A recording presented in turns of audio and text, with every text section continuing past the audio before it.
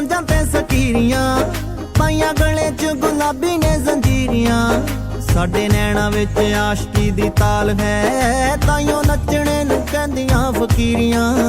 ਅੱਜ ਪੱਲੇ ਪਈਆਂ ਅਸਲੀ ਅਮੀਰੀਆਂ, ਸਾਡੀ ਜੇਬ 'ਚ ਮੁਹੱਬਤਾਂ ਦੇ ਸਿੱਕੇ। ਦੱਸੋ ਜੀ ਹੁਣ ਕੀ ਲਿਖੀਏ, ਹਾਏ ਹੋਏ ਮੈਂ ਤੇ ਸੱਜਣ ਇੱਕੋ ਮਿੱਕੇ। ਦੱਸੋ ਜੀ ਹੁਣ ਕੀ ਲਿਖੀਏ।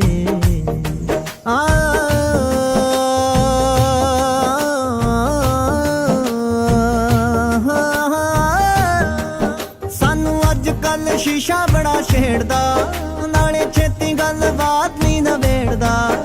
ਕਰੇ ਨੈਣ ਜੇ ਮਿਲਾ ਕੇ ਗੁਸਤਾਖੀਆਂ, ਸਾਡੇ ਖਿਆਲਾਂ ਵਾਲੀ ਬੁਣਤੀ ਉਧੇੜਦਾ।